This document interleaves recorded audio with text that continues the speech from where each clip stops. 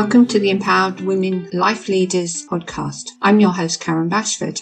This podcast is for every woman who has ever felt limited by her past, silenced by trauma, or held back by society's expectations. Each week, we will share powerful stories, expert insights, and practical tools to help you become the leader of your own life. We've reached yet more listeners, which is wonderful news. However, for this channel to work, we need more subscribers. So wherever you're listening or watching, can you hit that subscribe button?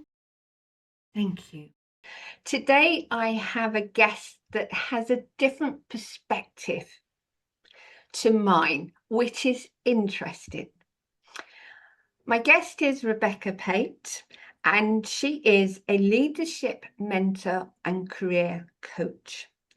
But she brings a different perspective to healing the body, mind, and soul.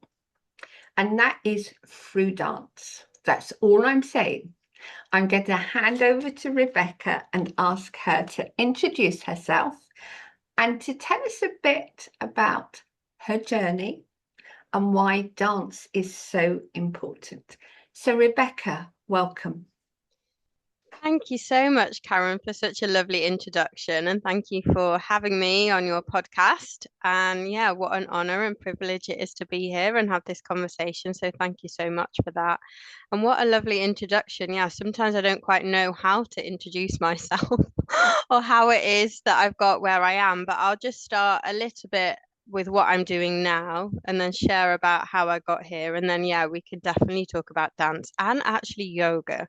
So dance and yoga have been incredibly transformative in my life, and I bring it into the work I do now. So yes, right now I am a leadership and career coach. I left I think almost 18-year career in corporate tech. So I worked in digital product for many, many years for global retailers. I won't name the names, but I worked on some amazing products. And whilst I was in this industry, I was a woman in minority in tech. And the last 6 years in my previous company, I also launched a women's network because I guess I was like a bit frustrated being one of the only women in the room. I was the first female to get promoted into an all-male team. And I felt like I wanted to start speaking up about what it means to be a woman in the workplace and how we need and want different things and how also we bring different things to the table. So in my previous role, I led a network, basically the Gender Equality Network, and we did like awesome things. I had a co-chair who was one of the most incredible women I've also had the honor of working with. And yeah, we launched large scale events, did many panels, got many women together, lobbied for a lot of change internally and externally, took me to Buckingham Palace. Wow. I know. Can you imagine? I'm just a humble girl from Birmingham, and then I got an invite to go to an intimate round table at Buckingham Palace. That's fantastic.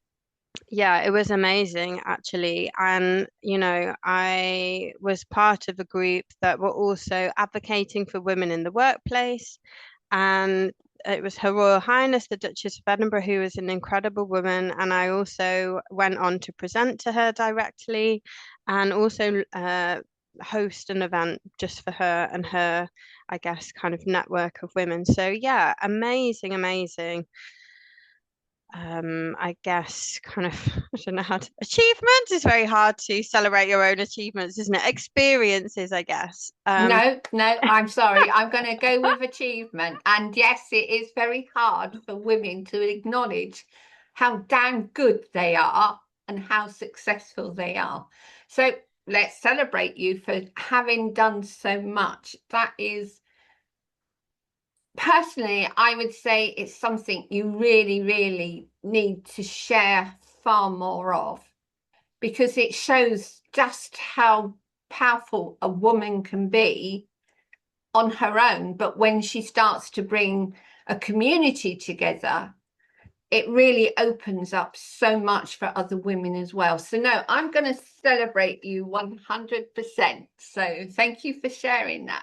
Yeah, Please thanks continue. for reflecting that. It's so interesting, isn't it? Because I also encourage all my clients to celebrate themselves. Yeah, I stall when I somehow do that in public as well. It's really interesting. So yeah, thank you for that catch. And I guess I was telling you all of this because ultimately I left that because I just want to have more impact. I think one of the challenges was seeing so many smart, capable, talented women not reach their full potential or get capped or be held back by systemic issues that were in place. So that's why I decided to launch a coaching business full time.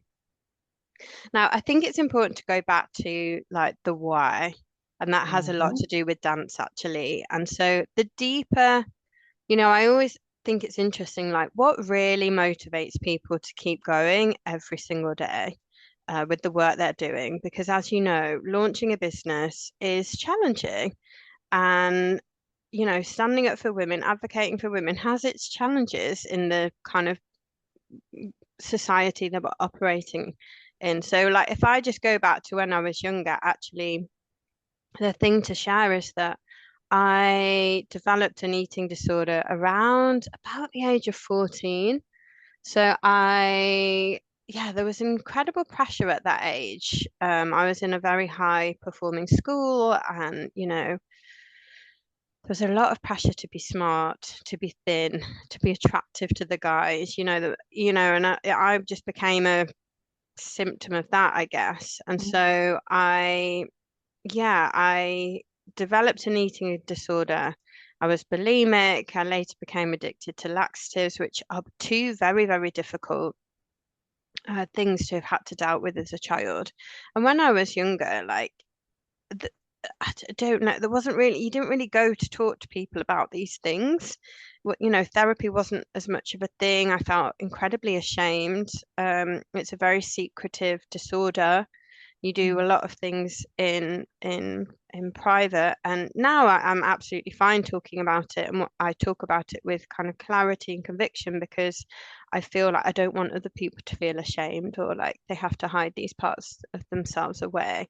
It's a big part of who I am and my journey. Can I And stop you for a moment and ask the question? I understand what bulimia is. I do understand mhm. that. But was it something that one day you were okay and then suddenly you felt the need to just overeat and then felt guilty for overeating, so you then took laxatives to sort the problem out? Or was it something that gradually built up? It's a good question. I think I would answer it in two ways. And I think one was a very immediate thing, which is maybe for the first year, I just started restricting calories.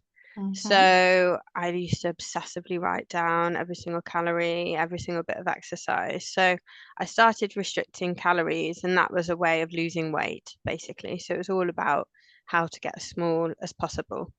Okay. Now, I'm someone that is just naturally very athletic. I'm just a natural kind of size 12, very athletic. I've always been incredibly sporty.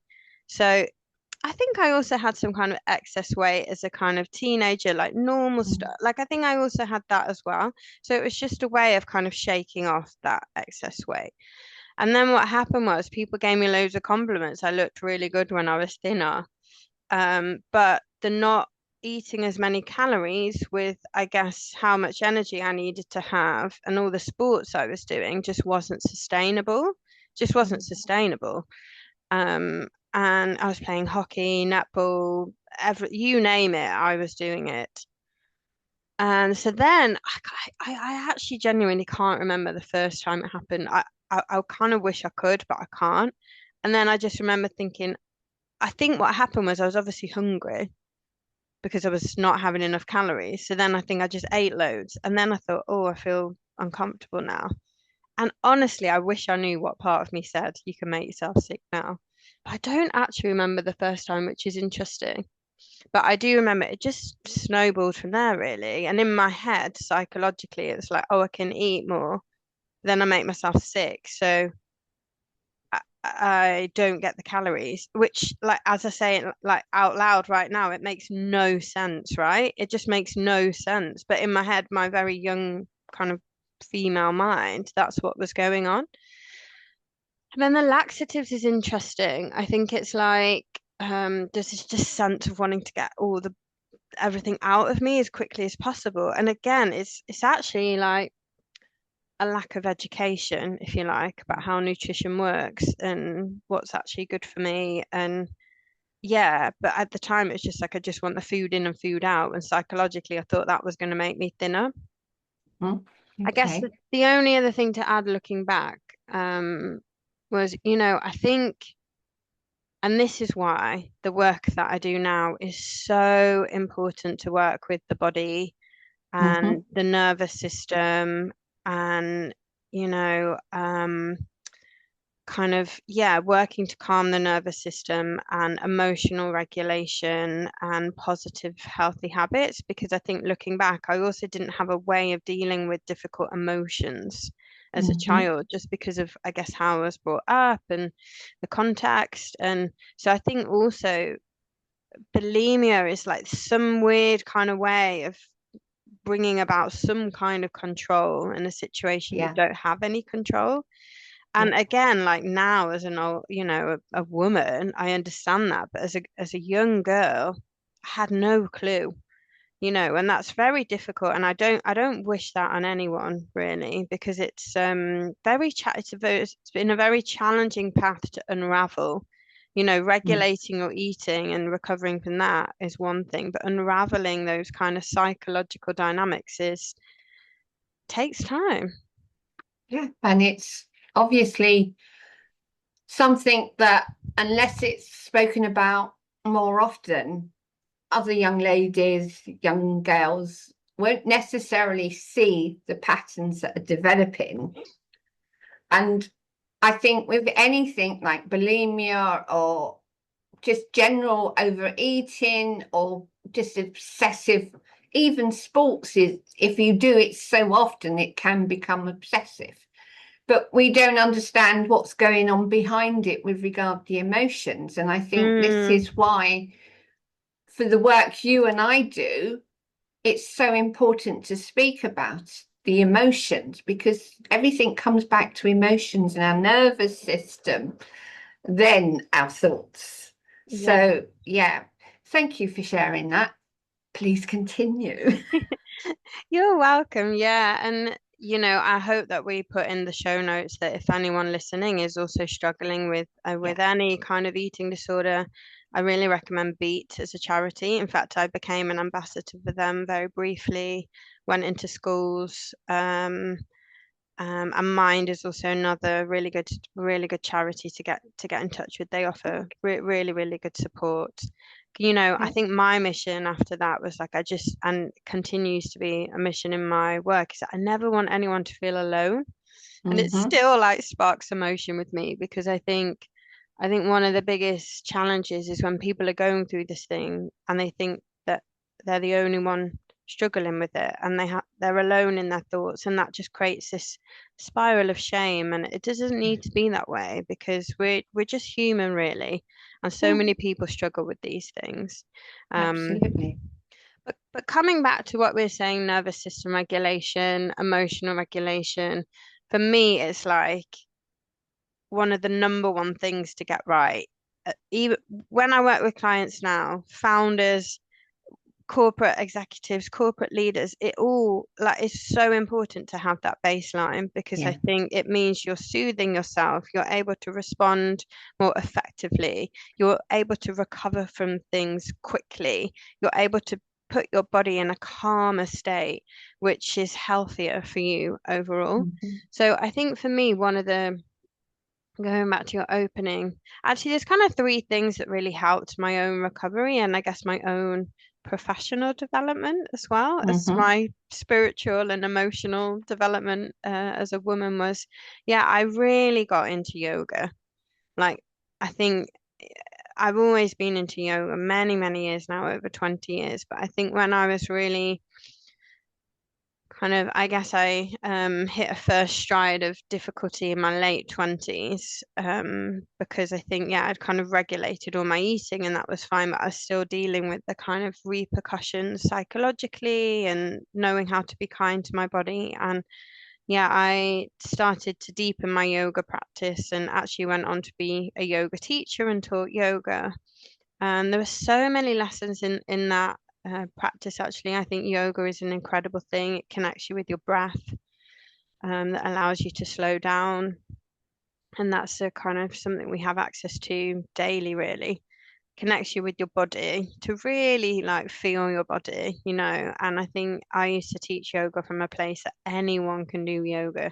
That's what I was known for. I wasn't interested in all the fancy positions that looks good on Instagram, but like people that came to my class, I was like, no, this is inclusive to everyone, because ultimately it's about cultivating a healthier relationship with your body, accepting parts of you that maybe you don't like as much, and, you know, breathing and slowing down and, you know, allowing yourself to feel as well. I think, you know, a big part of what I think we're seeing now is many people operating in survival mode, especially women, when Yeah. actually women, we're here to like express ourselves, to feel, to cry, to be joyful, to sing, to dance, yeah. And I think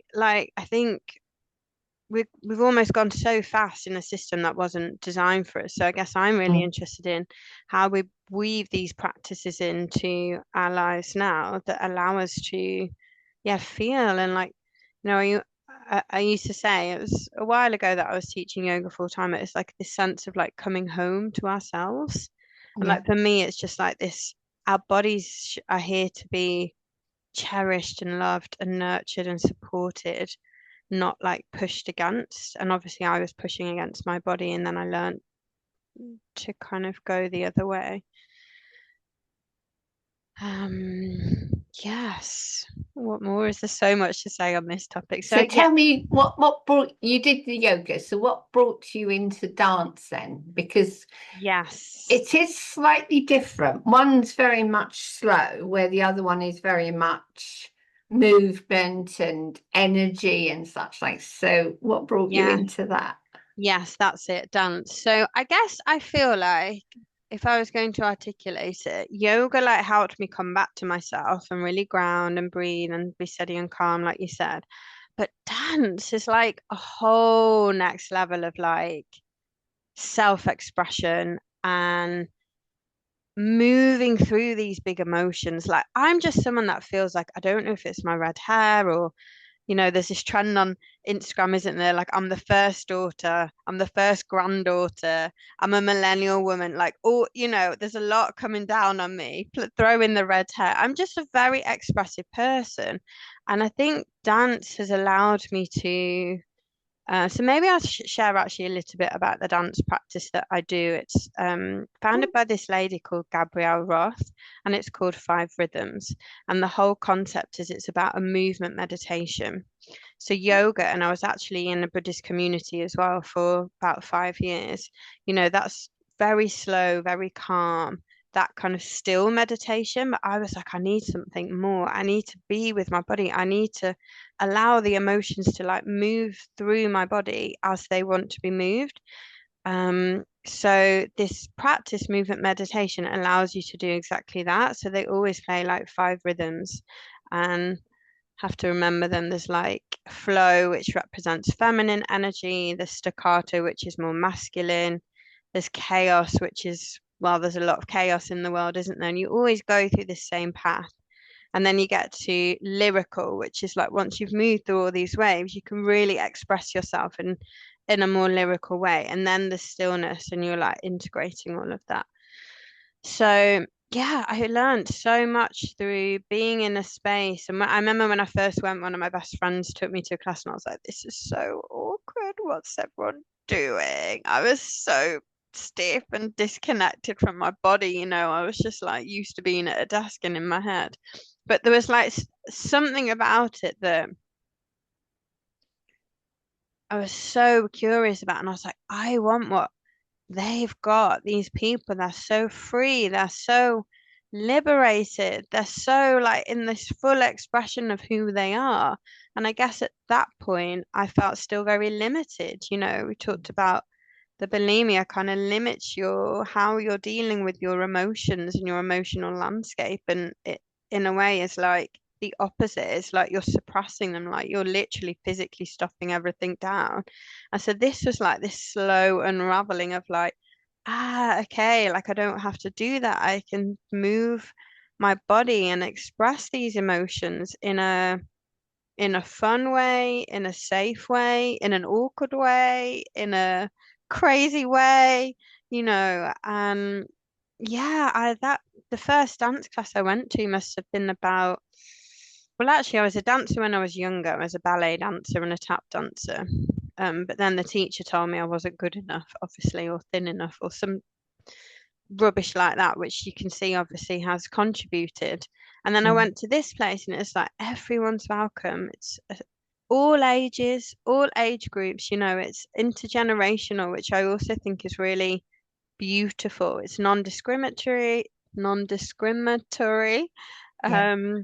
You know, it's yeah, it's a practice that I gained a lot from. And yeah, it must have been about 12, 13 years ago that I went to my first class there, and I've just been consistently dancing ever since. Yeah. There's something you said. Dance allows your emotions to flow through. And Yes, if you think about it, if you look at an animal that's had a fright, it will yes, shake. It's yes, how it releases the emotions attached to that fright or that fear that yeah, they've created physically within their body. So dance, I suppose you could say, even if it's a slow dance or something like that, is actually our way of shaking off fear, even if we're not doing it at the time of the incident or the energy that we've expanded because we feel unsafe.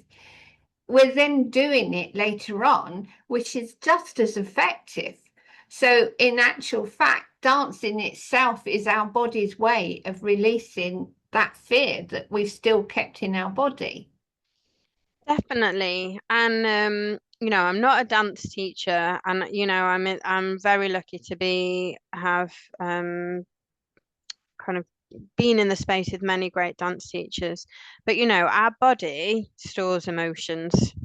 Mm-hmm. And, you know, I think these emotions run really deep, you know, and when people release trauma, what they're trying to do is not work with their mind, but work with their bodies and Mm-hmm. release all this trauma from our bodies, you know, because we keep it stuck in our bodies. And I think dance is a way of doing two things. So, yes, it allows you to, I think, firstly, it allows you just to be with that emotion. Yeah. You know, actually, I think that is before you shake it off, it's actually just being with it, you know. Mm-hmm. Grief, you know, my grandma passed away a couple of years ago. The grief was insane. It was very difficult. And, you know, actually, what we want to do is create a space where we can feel that rather Mm-hmm. than numbing out Netflix, alcohol, phones, whatever your vices, there's many of them. So I think dance and spaces like this allow us just to actually ask ourselves, like, how are you feeling? You know, how do you feel? And then I think the second part is that expression, that release, that joy, that elation, that just freedom to move. You know, it's funny because, like, for me now, I'm not ashamed about dancing in public. I was at this thing at the weekend and there was like this couple playing reggae. It's so random. But I was just like there dancing. And you know what I know about everyone? Everyone wants to dance. I Oh can, yeah. because people look at me and they're like, how's she doing that? She doesn't care. And I'm like, because I don't care anymore. I literally dance away. And it's not, I don't want attention. It's not about that. I'm just enjoying myself.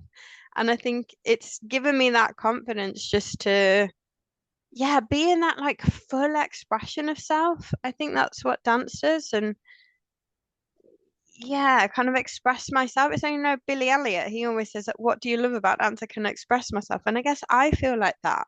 It's like I can express myself without any rigidity of like judgment Mm. or yeah, it's just so freeing.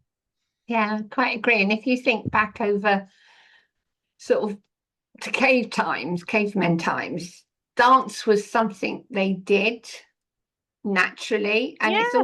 we've lost that ability to have this natural flow. I watched a video on YouTube where the woman was literally just walking down the street dancing to herself. She was obviously listening to music and she was dancing. And there was also one of a guy sitting on a motorbike at the traffic lights.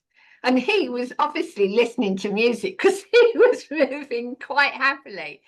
And we've forgotten what the pleasure of dancing is, because we Yeah. have restricted ourselves so much that we've basically, as a society, have turned around and said, well, you can't enjoy yourself.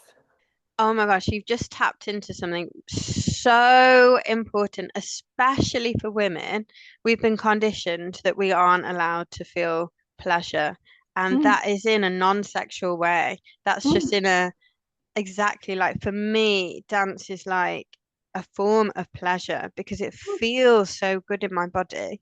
And it's like, yes, we've been conditioned to not feel that. And it's not just women, of course, it's men as well. Like you said, it's everyone. It's like I think we're conditioned more to be in this fear negative state. Yeah, I'm just about breaking it through. And actually, like one of the first things I always work with clients on is like, tell me what brings you joy.